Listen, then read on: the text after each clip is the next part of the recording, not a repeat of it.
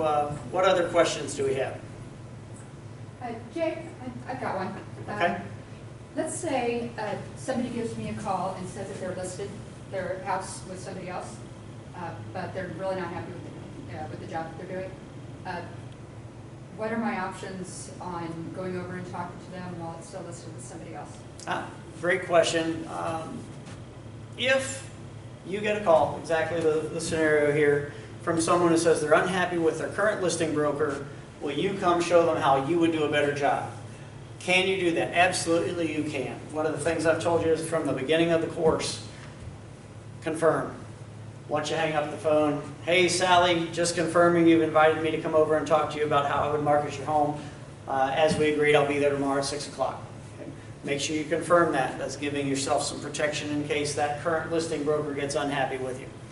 You are absolutely entitled to go to talk to that homeowner because they approached you.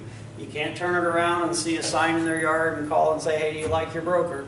But that's not what the question was. We were invited in, we're allowed to go confirm it with an email.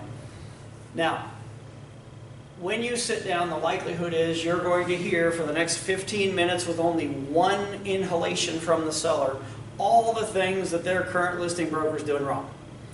Write copious notes because they are giving you your marketing plan.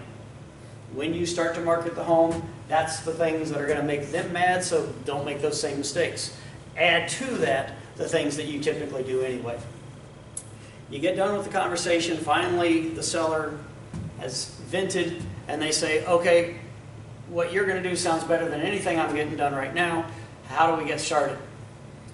How many of you by show of hands say, tell them that they need a mutual release? Okay. A lot of you do. What did you just give them? You just gave them legal advice. You cannot give them legal advice unless you're an attorney.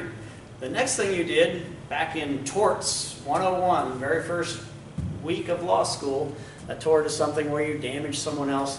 The tort you just committed is intentional interference with a contractual relationship because you've advised someone to breach a contract that they're currently under. The only way you can legally, safely, ethically respond is to tell them, as long as you're still under contract with another broker, I cannot help you.